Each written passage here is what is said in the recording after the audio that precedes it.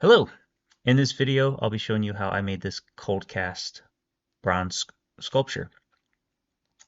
Cold cast sculpture is synonymous with faux bronze or bonded bronze. So if you've heard those terms before, bonded bronze, cold cast bronze, or faux bronze, they're pretty much referring to the same thing, which is a bronze powder mixed with some kind of resin to create the casting. And it's a lot more inexpensive than a foundry bronze or a bronze created from a lost wax process where molten metal is poured into a mold. This is much more inexpensive and lightweight, lighter in weight, and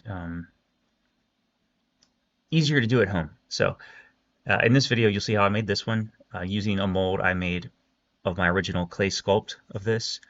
And if you'd like to see how I made the mold, I'll include a link in the description to that compilation video. So thank you very much for watching, and I hope you enjoy it. Materials. All right, you're going to need a universal mold release. I'm using Smooth On product. I'm using Smooth Cast 57D, which is a two-part equal volume mixture, part A and part B. And you're going to need a colorant for your casting material. So I'm using a black colorant. It's called So Strong, and that colors the urethane resin that we're using, the Smooth On 57D. You're going to need various mixing cups, about 3 for each layer that you're going to pour or brush on.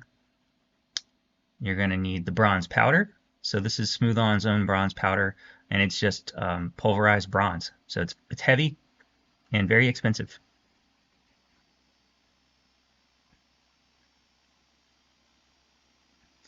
You're also going to need gloves to protect your hands because this does get messy and it's not good for your skin. Paper towels, of course. Something I don't show in the video, I think, is an X-Acto blade. And you're also going to need some kind of clay. I'm using oil-based clay, the same clay I sculpt with. And that is about it for now. You're going to need brushes as well, but I'll get to that. And cheap chip brushes and a Sharpie. That's all you need. Before I get started, I put my gloves on, and also I recommend using a respirator or a dust mask when you're working with bronze powder or any kind of metal powder. It can become airborne pretty easily, and you don't want to breathe the stuff in. I've got mixing cups over there, and I'm going to use the mixing cups to pour out the bronze and just to see how much I have left. This container I have right here of bronze powder cost about $165 from Smooth On, and that's 5 pounds of bronze powder. So I had already used some to do the first casting. And what I'm doing here is pouring out just a little bit and to set that aside so that I can mix up more if I need to fix imperfections in the casting. So that's just a good rule of thumb to follow. Set aside some for touch-ups later. And then I'm going to pour the rest out just to see how much I have to work with so that I can measure out and gauge how much bronze I can use for each layer. You can probably see in this video the little bit of dust cloud that forms when the stuff is poured. So please use a dust mask or a respirator when you use this stuff.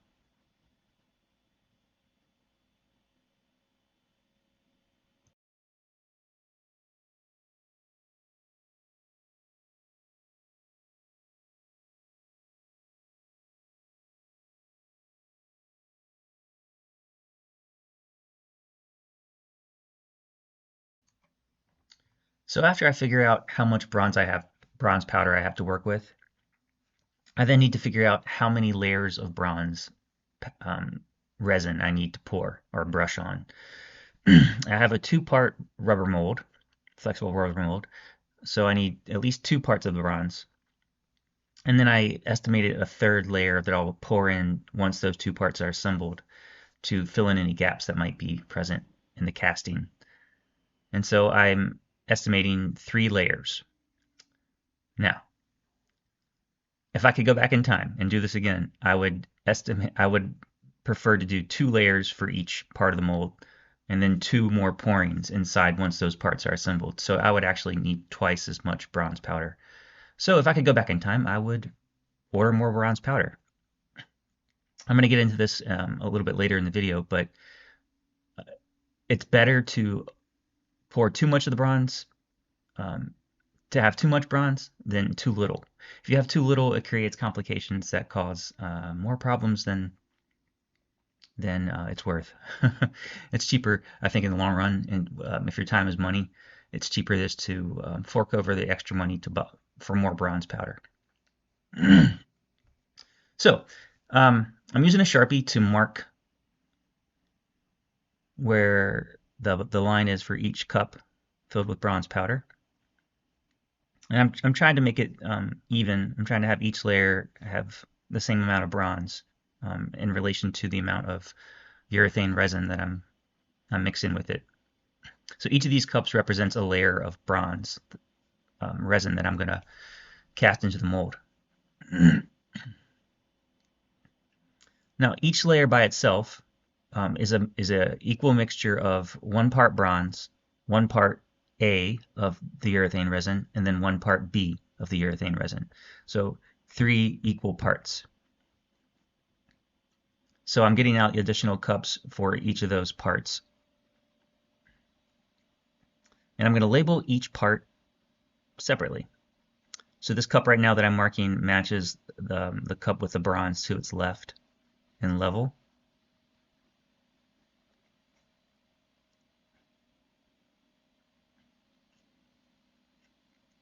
This cup I'm marking now matches the level of the bronze to the right of it, to the cup to the right there.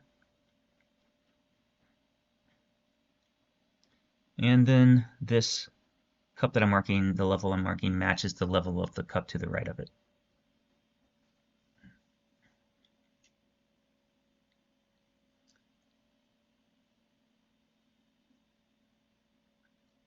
So again, this cup that I'm marking matches the level of the bronze powder to the left.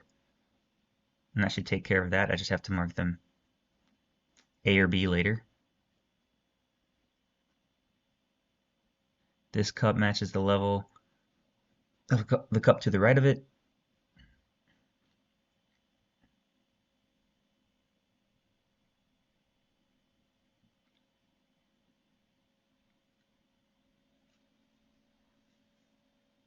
And this cup that I'm marking matches the last batch there. So 3 cups per layer, all equally marked to the amount of bronze. Now I'm going to label those each layer either A or B for part A of the urethane resin and part B of the urethane resin. So I'm using capital letters for that layer.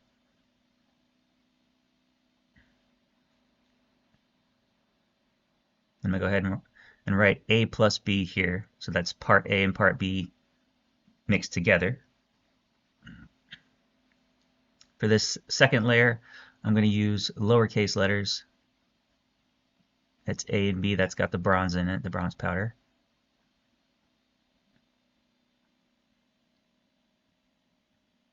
And I find that labeling just helps me stay straight with what cup I'm using, what cup has what in it. If you're just working with like 1 or 2 layers, you might not have to label yours at all. But I think in general, it's a good rule of thumb. And I'm skipping letters altogether here and using numbers. So I got uppercase for one layer, lowercase for another layer, and then numbers for the third layer. Okay, so now I can clearly distinguish part A and B mixtures and then them together in 1 cup. In this part of the video, I'll be showing you how to create a bonded bronze layer, brush-on layer, with Smooth On 57D resin, So Strong black coloring agent, and bronze powder. So the cup that's labeled A plus B, capital A plus capital B, that's got the bronze powder in it. And in the cup labeled capital B, I'm just pouring a pre-measured amount of part B of the Smooth On 57D urethane. So I'm doing part B first. That's very important. It's less reactive to the atmosphere than part A, so it's more stable. And we're going to mix everything into part B, starting with the coloring agent right here. So it just takes about 1 drop. This stuff is super strong, and I'm not kidding, just no more than 1 drop.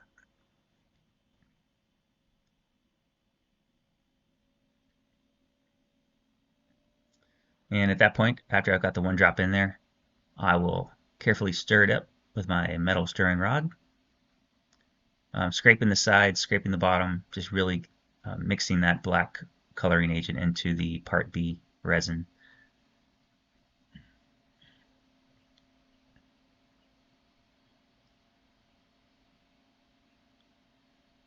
So once I'm done mixing the black coloring agent in, I'm going to slowly add the bronze powder to that mixture.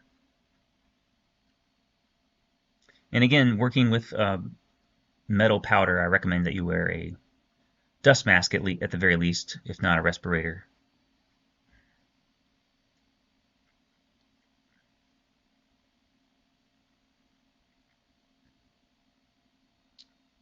The way that I'm mixing up this layer of resin is the way that you'll mix up every layer. So you'll start with part B, you'll add the coloring agent, you'll mix that, and then you'll slowly add the metal powder to that.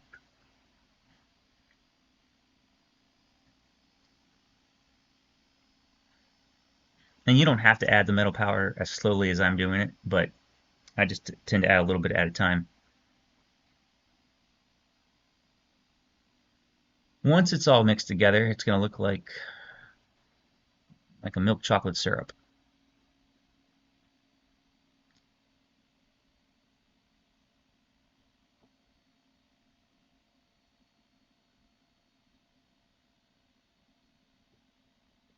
Remember to scrape the sides, scrape the bottom, that's very important. You don't want a clump of dry powder or unmixed coloring agent.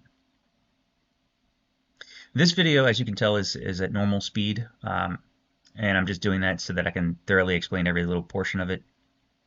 But in the future, I'm going to speed up after I've explained how to do 1 layer. I'm going to speed up the remaining layers. So I have to wipe off my stir rod stick there. It's just out of habit. And what I'm going to do now is I'm going to pour the part A into the capital A pre-marked off cup. Before I do that though, because once I pour the part A and I mix them together, it's going to start to kick the mixture, right? So I have to lay out my portion of the mold that I'm going to brush into. And I'm going to try to keep it as level as possible. And this is because when I brush in the material and pour in the material, excuse me, I don't want it to run off the side or collect on settle in an area that's not level. So this is a 1 part. I'm only brushing in 1 part right here.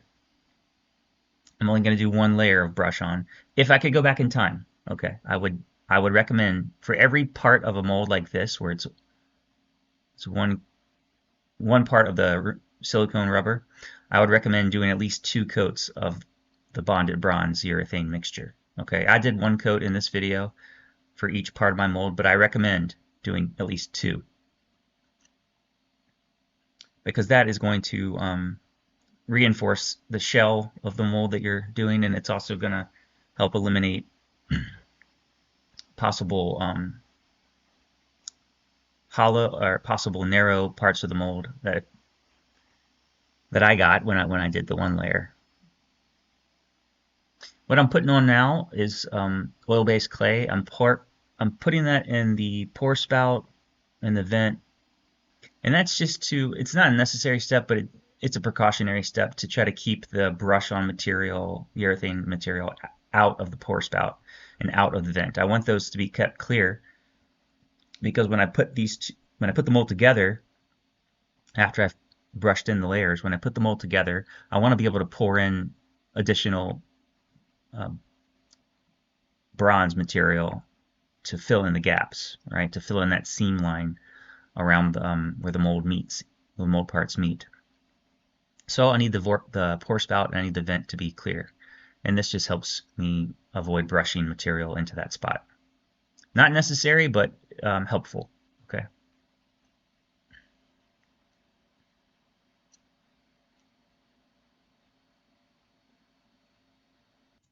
And by the way, I almost forgot to mention this part, but you want to spray the interior and exterior of your rubber mold with the mold release and let it dry for at least 30 minutes before you actually pour or brush into your mold.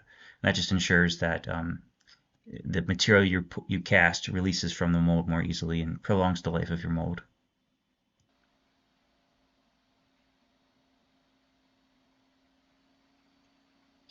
All right, I'm ready for the part A. So you get to shake up part A and part B pretty vigorously. And I'm going to pour the part A into the plastic cup marked capital A. And that's also the same amount of part B that I poured. So it's equal amounts of part A, part B, and then also equal amounts of powdered bronze. You can think of it as 1 part A, 1 part B, and 1 part powdered bronze, and they're all equal amounts.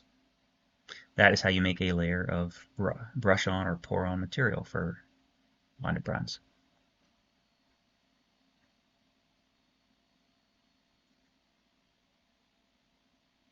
So I'm pouring the part A into the part B mixture, which has the black colorant and the bonded bronze powder. And I'm mixing it together pretty quickly, scraping the sides, scraping the bottom. I'm going to be pouring that mixture back into the A container, scraping the sides and scraping the bottom as I pour. This is just to help mix up any remaining part A that's in that container into the overall mixture. So I'm doing the same thing. I'm scraping the sides, scraping the bottom, mixing it up quickly because this is starting to catalyze, right? And I have about 2.5 to 3 minutes of pot life where this material is actually brushable and pourable before it starts to kick and become a sludge and then harden completely. So now I'm pouring my last mixing container, which is the A plus B container, which originally contained the powdered bronze. So it's got a little bit of bronze residue in it, and that would just be mixed in as well. And this third mixing cup helps ensure that the material is really thoroughly mixed. It's crucial if you want a complete cure. Otherwise, if the material is not completely mixed, you're going to get a partial cure. Some areas will be hard, some areas will be soft, and it just won't work very well at all. So I'm clearing off my stir rod so that material doesn't harden on it. And I've got my chip brush, my very cheap chip brush. I'm going to just pour the material into the section of the mold that I'm going to brush into. And it's going to create a puddle in low spots, right? And I'll use that puddle to gather more material as I brush it along the inside of the mold. I'm pouring it in the part of the lamb that has that ear cavity, so it goes into the cavity and fills it up completely. I would be pouring this into any undercuts, making sure that they get filled up. Any spots where you think there might be an air pocket possibility, try to pour the raw material into that. And then brush it along the mold wall as well and best as you can. So it's a very good idea to have a clear idea of the boundaries of the inside of the mold. So what I mean by that is what is actually the part of the mold that is the sculpture, that's going to be the sculpture, the casting, and what is the part of the mold that is the mold wall. You don't want to get material on the mold wall, or if you do, you want to remember to wipe it off before you combine the sections of the mold together. Excuse me. So brush in any low spots, brush it along the sides, keep moving the material around. This material cures faster with the more that there is together. So any large pools of material will start to cure faster than very thin layers of the material. And you don't want to have puddles per se. Like ideally, how much material to mix up, how much material to pour.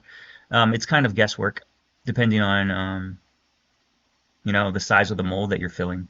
So there probably is a formula, but you have to figure out surface area of your mold. And for something like this, that would be extremely complicated math. So I did guesswork to figure out about how much material per layer I needed.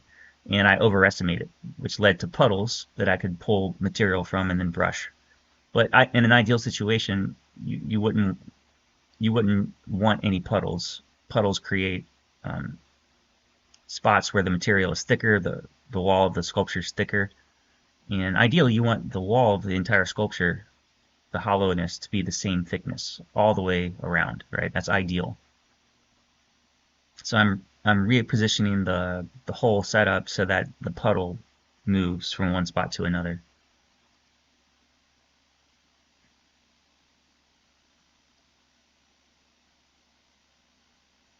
And hopefully you can see by this video that the mixture resembles like milk chocolate. If you've ever done casting with milk chocolate, it kind of looks like this, and is about the same thickness when it's first poured. Areas that I was worried about with this sculpture brushing are, like I said, the lamb's head and ear, the lion's tail, the lion's ear tips that are at the topmost portions of the sculpture area, and actually the very bottom of the sculpture, which is a vertical surface when this thing is flat, when the mold is flat like this part of the mold. So all the vertical surfaces that, when you brush the material on, and it will slowly get thinner and thinner as gravity pulls that material down. You just want to keep brushing the walls of the mold to help ensure that you get an adequate coat over the whole thing.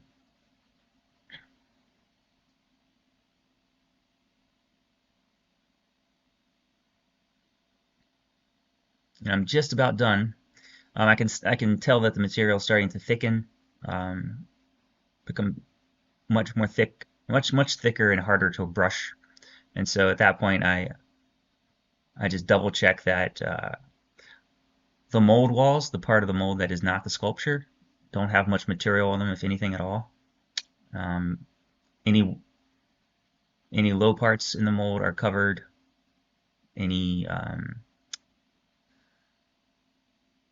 Any parts that material might have trouble getting to that are actually part of the sculpture, I use the brush to push that material into that area. So it would be the paw area and other such things, and you can see how thick the material is getting. As soon as this layer is done, which is going to be very soon, I set it aside and I immediately start mixing up the material for the next layer on the next part of the sculpture. So like I said, I only have 2 parts that have a flexible rubber on this particular mold. So each of those parts gets one layer of bonded bronze, and then after after the mold is reassembled, I immediately start to mix up another batch to pour into that to fuse all the parts together.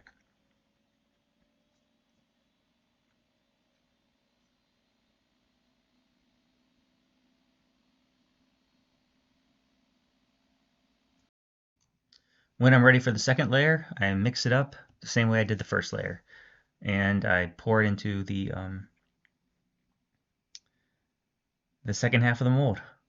I'm pouring it into areas that I think will be harder to fill later as I brush, like the tail, the head of the lamb again with the ear cavity, the paw area, and then I just brush it around just like I did in that first part, and being careful to try to avoid getting it on the mold walls, the part of the mold that is not the actual sculpture portion. And I'm working quickly. I mean, I sped up the video, but I am working fast. After I get that done, I clean off both parts of the mold. So any part that has spilled onto the mold wall, I clean off with a paper towel or just pick it off. Sometimes you might need an X-Acto blade to cut part of it, depending on how how many layers you use. Again, I did one layer for each part of the mold, but I would have preferred to do two. I just didn't know how much I needed. Now I do. In the future, when I do this mold, I can make better castings.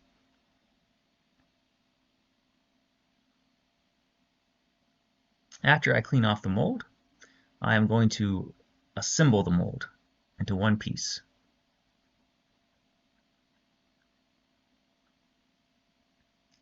And I am working, like I said, I'm working fast because ideally you want to pour your layers when the material, each part hasn't yet fully cured, okay? You want to kind of have one solid hollow piece, if that makes sense. You want the walls of the mold to be fully fused and not to risk delamination. So I'm using bungee cord here to give the mold some extra security and help it stay together better, as I am going to have to like rotate this mold repeatedly. I'm mixing up a third layer. Okay, this is the layer that I'm going to pour into the mold. It's got bronze in it, so that's good. That's crucial because there are gaps in the seam line where the mold connects, right? And I want to fill those in with the same type of material that I've already brushed on, which is the bonded bronze. So I've poured it in. I'm rotating it very quickly, paying special attention to rotate it along the seam line. And then I am I'm mixing up another batch, but this has no bronze in it. This has part A, part B, and the black coloring agent. And the reason it doesn't have any bronze in it is because I wanted to push the boundaries of what I thought was possible with this material and just try to save money, honestly. The bronze powder is expensive. So this is the second layer I poured in, and it's just the urethane resin and the coloring agent.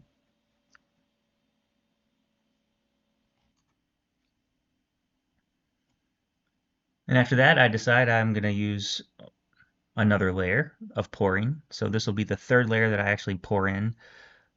And I'm doing this just as insurance that I get the seam line completely filled in with material. It turns out it's actually a good thing that I did this. I wish I had been able to put bronze in all the layers that I poured in. I just could not afford it, or I didn't know that I needed it.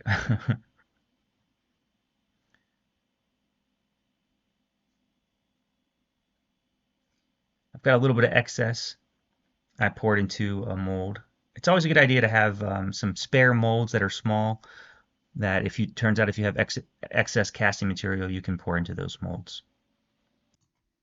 So here we are at the most exciting part for me, which is taking out the sculpture, the casting from the mold. Pretty straightforward. I'm just taking apart the mold in the same way, reverse order I put it back together. Bungee cord, screws. Once I get the mother mold off, I clean up a little bit from spillage from it, which is pretty easy because of the shellac coating I put on the mold. And then I slowly, from the top down, I just start to peel away the silicone rubber from the casting, and get a quick look at how I did here. The pour spout and the vents are easily I can just easily twist those off. There's some flashing, which is like where material gets between the mold seam, but that's also easily removed with a X-Acto blade.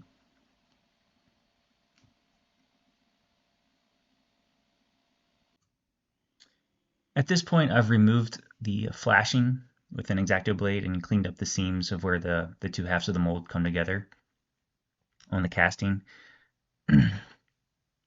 And doing that kind of reveals the imperfections of the casting. I've removed the ball between his front paws, any vents and pour spouts, and I've kind of widened a hole at the top of the lion's head. And I'm just evaluating the cast overall. The biggest issue is the lamb's face. So his head has a huge gash in it. Um, it's kind of hard to see. I'm so sorry about uh, the blurriness in the camera. I was trying to find a spot where the camera would focus. But anyway, the lamb's head is the biggest issue. So going forward, I'll be fixing that issue, the tail, and that area between the two front paws of the lion, and the top of the lion's head. Um, Taken all together, those are the main issues with the casting, and that's what I'll be fixing in the rest of this video. So in this section, I am prepping the sculpture for repairs, and I'm working with an X-Acto blade. So when you do this, if you do this like I am, you need to be extremely careful using the X-Acto blade. You want to cut away from yourself. There's probably going to be times where you're going to have to exert a lot of force with the blade, and if you slip and your hand or finger is in the way, it's going to cut and cause serious damage. So I can't overstate how careful to be when working with the sharp X-Acto blade or anything sharp. So what I'm doing in this is I'm cutting away the excess visible black casting compound, and I'm cutting that away to make room for the repairs. And I'm glad that the cast didn't come out perfect, and that way you get to see how I go about problem solving and troubleshooting to fix castings and repair them. Chances are not all the castings that you do as a sculptor are going to come out perfect. So learning the repair process is vital, and here we are with it. So I trim off the I'm trimming right now that black plug that is at the crest of the lamb's head. I'm trying to get that little black plug like cut down and below the surface level of the casting. And I have done this pretty much to all visible parts that have black material. Any part of the casting that has visible black material is considered a flaw, right? Because there's no bronze in that material, and it won't do well to finish off and polish this casting with any visible black material, because that will just stay black and it will look a little strange. So the first step is to cut off excess black parts, to shave them or gouge them below the surface level of the casting. That's really important. And really examine the casting, and if there's they could be microscopic holes that you need to fill with, that you need to cover later. There could be very shallow parts of the casting, very thin parts of the casting that you'll need to reinforce. And basically what I'm going to do is, after I finish using the X-Acto blade, I'm going to get some oil-based clay and push it down like into the lamb's head, beneath the surface of the casting, just a little bit beneath the surface of the casting.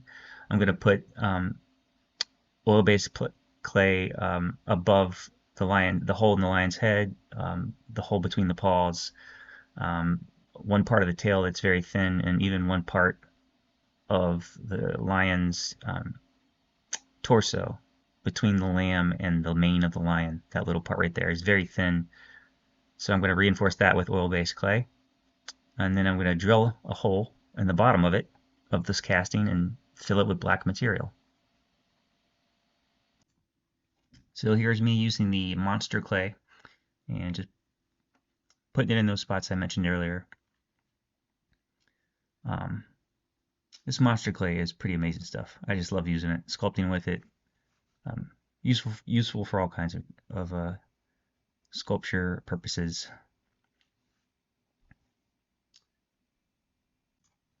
So once again, just showing where the clay plugs have been placed on the casting. Those are the important parts. And I've drilled a hole through the bottom. That's where I'll be pouring the backfill. So at this point, the casting is ready to be backfilled with the plastic compound. So here I am mixing up the backfiller layer, which is just the Smooth Cast 57D in the black colorant. And I'm mixing up a rather large batch of it.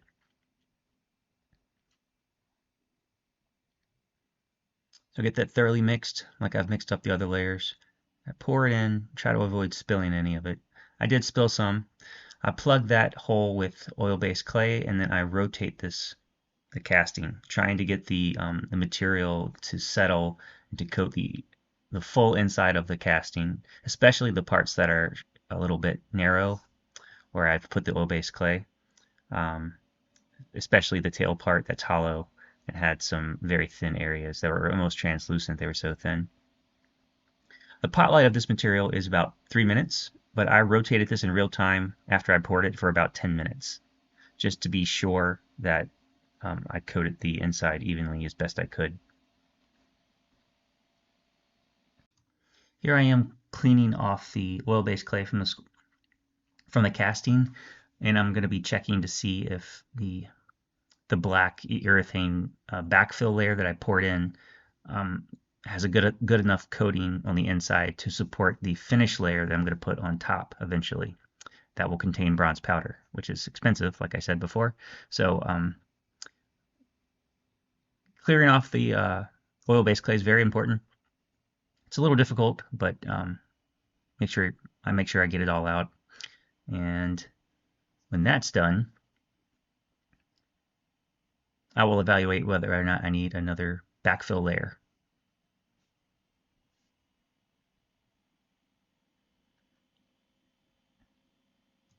I will say that the oil-based clay tends to want to stick because of the heat generated by the curing process of the black urethane. But it does come out, and like I said, you want to get all of it out. It's very important.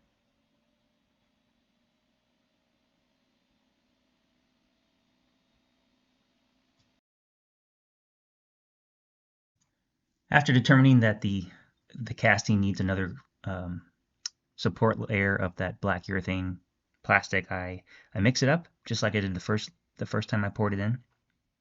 A little bit more this time, and I rotate it in real time for about 10 minutes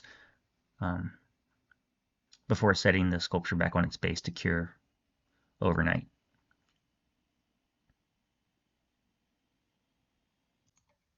After that layer has cured on the inside, the next step for me is to remove all the clay plugs I put in place, and to just carefully do that, because as you can see, it took a while. I had to use X-Acto blades and my metal stir rod stick just to get all the clay out.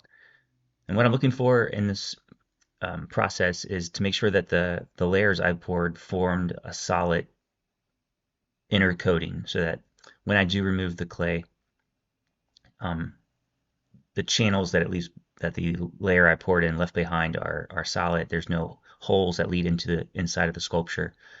And I'm paying particular attention to the channel in the lamb's head, and also I'll pay particular attention to the tail of the lion. But once I remove all the clay, I inspect it, and if there's no holes that lead into the inside of the sculpture, I can do the next step, which is to pour the final repair layer with bronze powder in it.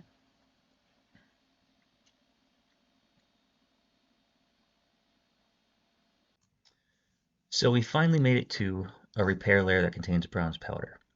What I'm doing is measuring out how much bronze powder I have left from my original order, which is not very much, but it is enough, I think, to do what I need to get done. So I divide that into two, set the one part aside, and the other part I'm using for this repair layer. And at this point, I'm going to be mixing up the coating of the Smooth On 57D with bronze powder the same way I've done the first couple of batches in the casting video. But because it's such a small amount, I need to be very careful and not add too much black pigment, black colorant, because I don't want this layer to be darker than the other pre-existing layers. I want it to match as close as possible. So I use a little bit less, use a paper towel to remove excess, and then I mix the colorant into the part B, it bears repeating here that your colorants and your powders that you use with Smooth Cast 57D are all pre-mixed into Part B. So you start with Part B, you mix the colorant and the powder into Part B, and you thoroughly mix those ingredients up, and then you pour out your Part A, which is equal to the amount of Part B you used.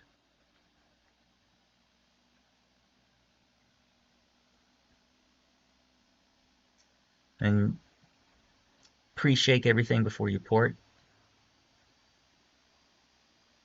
So the yellow is the Part A.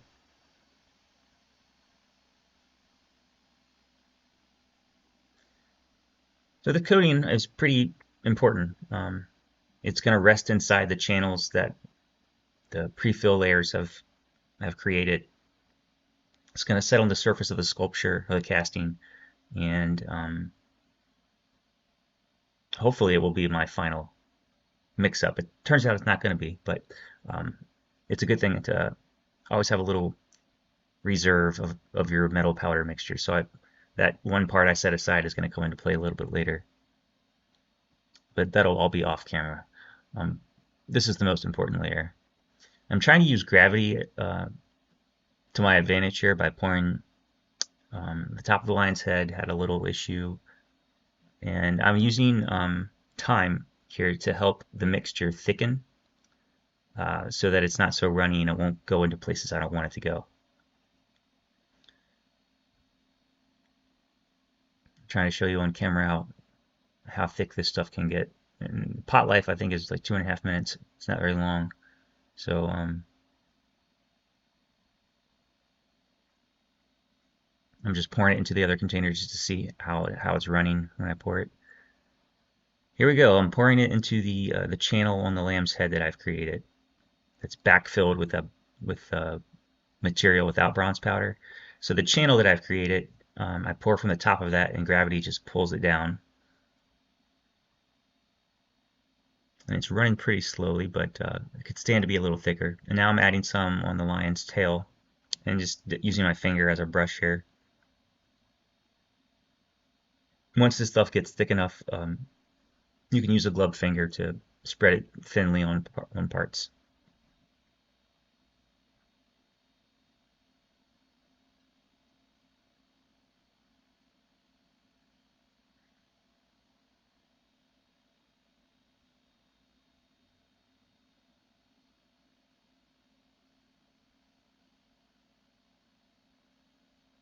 There it goes. That's the last little bit on top of the head.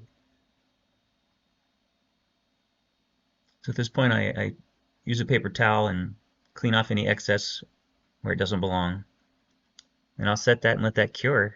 And then I will do something called chasing, which is a term used for cleaning up metal sculptures, but it applies here too with castings like this. I'll chase the sculpture, clean it up, and decide if I can move on to the next step, which is polishing patina.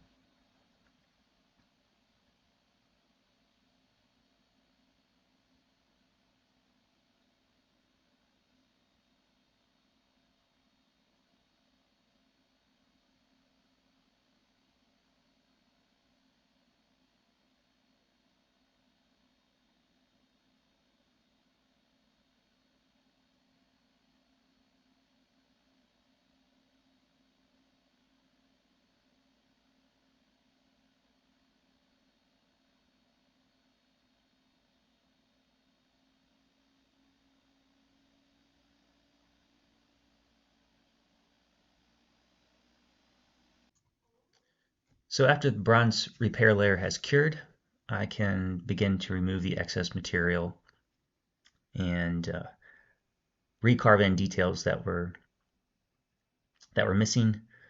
And to do most of this work, I'm using an X-Acto blade, which is dangerous. So if you do this, please be super careful. It is really easy to slip and cut yourself seriously. In fact, what I'm thinking about doing in the future for this process is to use a smaller blade just to give me more control over the tool, and I can be a little bit more careful. So I'm doing this, and I use the term chasing, like I'm chasing the sculpture. That's usually a term that's referred to wax or wax that's intended to be cast in metal, and then for the metal casting later. I'm just using it here because I'm basically doing the same thing. I'm removing excess material. I'm chasing the form that I'm going after, so I'm using that term. Speaking of wax, that will be the next thing I cast into this mold. So I'll go over that process as well. All right, after the chasing process has been completed, which took a while, I'm doing another inspection of the casting just to make sure all the parts that are fixed that I wanted to fix, and if there's anything else I missed. It turns out there are a few issues with it that still exist. So I ended up mixing up the last little batch of my bronze powder to fill in small little defects. Like there's still some black exposed on the tail. Um, there's still some black exposed between the lion's paw, his two paws. Right there, you can see it.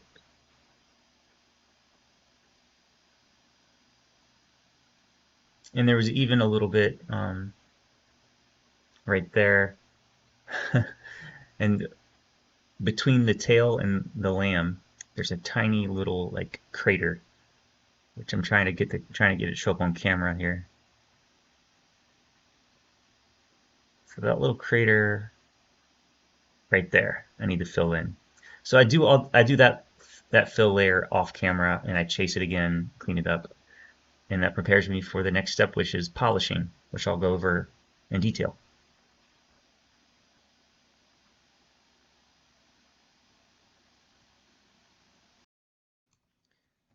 So polishing materials, I use steel wool. It's a grade 0000, so it's a very fine grade of steel wool, and it's just rubbing the casting surface pretty vigorously with considerable force, and you get a decent shine. This process is very time consuming though.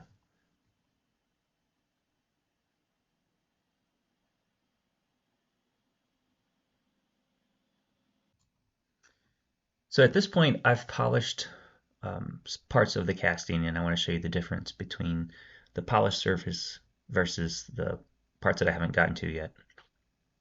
The amount of shine that you're seeing is pretty much the best you can expect from this type of material with the bronze powder and the smooth cast 57D. You're not going to get much shinier than this unless you're working with a very smooth casting, like a flat mirror smooth surface. You might be able to get a higher polish, but with something like an organic shape like this, you're not going to get much brighter than that. So again, I'm just using that steel wool to do this, and it takes a long time.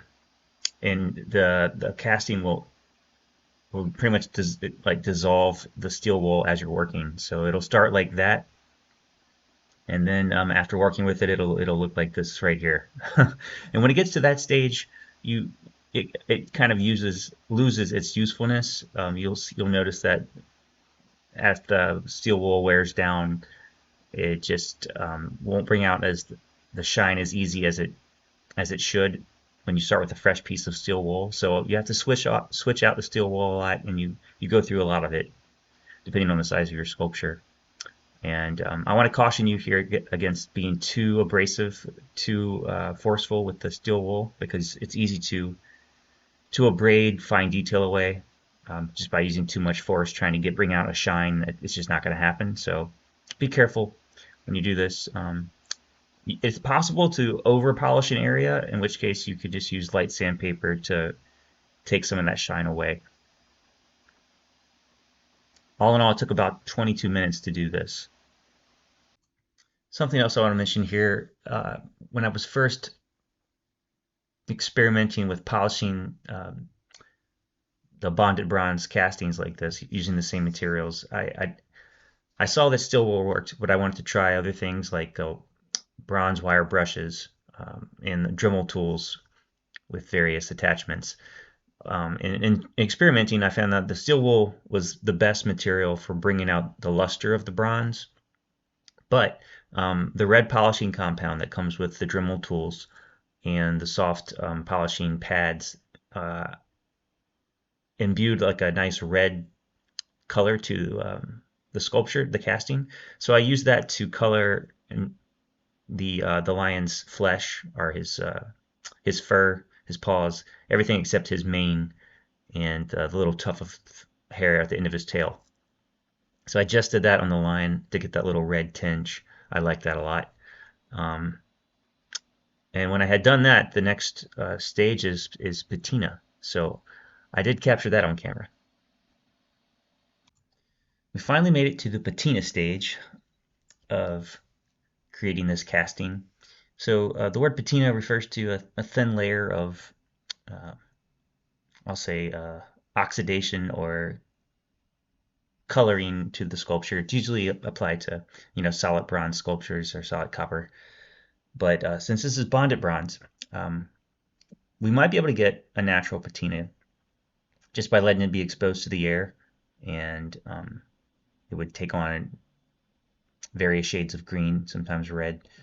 But what we're doing here is an artificial patina. So I'm using watered down black acrylic.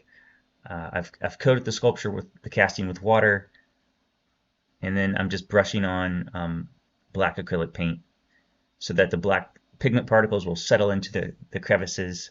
I'm basically just doing an experiment to see how I like it. And then of course this takes place after you're completely done polishing the sculpture. With solid bronze sculptures that were made from the lost wax method or a similar casting method, you can heat up the solid bronze with a torch and brush on acids to achieve various colors of patina. But like I said, with a bonded bronze sculpture, you do not want to apply heat from a torch or a heat gun or anything like that. And doing patina like this in your casting is of course completely optional, and it's putting a patina on anything or basically painting anything is a very subjective process. So I would say experiment a lot. You could use various acrylics. I wouldn't use oil paint or enamels, but like I said, you can experiment. You might get really good results. The Smooth On website recommends black shoe polish. So in lieu of that, I'm using the black acrylic. So what they did is they used black shoe polish and then buffed it out, and that black shoe polish stayed inside the crevices and left a nice sheen on the surface. But I didn't want to use shoe polish. Another finish option is to, after you applied your patina, your coloring onto the casting, you can then add a thin layer of wax, like a clearish white wax, and then buff that to achieve the shine that you want. That's another option. Not necessary, okay? Another thing to consider for a final finishing touch on the casting is to, after the patina has been applied, you can use crystal clear enamel spray, either with the matte finish or a high gloss finish, to spray over your sculpture, your casting, to lock in the color so that it won't change, give it a little final protective finish. But here I am, I'm just using thicker black acrylic paint that's less watered down, and I am brushing it over the sculpture until I get the desired results I want. So here is the finished casting with the patina applied, done to the degree that I want, and just going to show some details about it. So if you can remember back to the beginning of the video where the casting looked pretty rough, it had a lot of issues. All the repairs that I had to do for it, and I think they paid off. I'm pretty happy with the way this turned out. This is actually the second cold cast bronze I pulled from this mold, and this one is actually more successful than the first one in some respects. So at this point you could be done with your casting, but I have drilled a hole at the bottom that I am going to fill with, used to fill the sculpture with sand. So why am I filling my sculpture with sand? Well, it was originally sculpted to be a bookend, so bookends are usually a little hefty. And by backfilling the sculpture with sand, I make it about twice as heavy as it is. So it makes it more useful as a bookend. So right now, just as a hollow casting, it's about 3 pounds. But when I fill it with sand, it's a little bit over 6 pounds. So yeah, that's just what this sped up video is showing me. I just basically pour in sand I got from the hardware store and shake it around after each pouring just to level out the sand and get it in all the crevices. And I rinse and repeat that process until I get the sand almost up to the level. I leave a little bit of room, and I mix up a clear batch of that smooth cast 57D with no colorant, because there's no reason to add colorant at this point. This batch of smooth cast just serves just to plug the sand inside the sculpture and make it so it won't come out. So doing this should be considered semi-permanent. The sand can't escape from the sculpture unless you drill into it, or the sculpture gets damaged in some way and there's a puncture. So after the casting, the plug has been cured, the sculpture is pretty much ready to go. But I just wanted to show you what the pure 57D urethane looks like with no colorant or filler. It's like a semi-translucent, plastic. Pretty durable though. It's flexible. So that plug that I poured into the sand will not come out. That is in there good. And at this point, the patina is done. The backfilling is done. The only finishing step I might do is sand the bottom of the sculpture lightly to make it a little bit smoother, or add some felt to make it smoother and less abrasive to furniture. So coming up, I'll be showing how to cast wax into the mold for the purposes of making a wax casting for the lost wax bronze process. So basically casting into wax and then turning that wax casting into a bronze casting, solid bronze. So that's what's in the works for the future. I'll also be getting around to showing how I actually sculpt in the first place. So how I made sculptures, how I make sculptures like this, starting with the diagrams, skeleton, muscles, and all that stuff. So thank you very much for watching, and I really appreciate your views and being able to make these videos for people who want to learn more about figurative sculpting and casting. And if you've made it this far in the video and you watched all of it, congratulations. Till next time.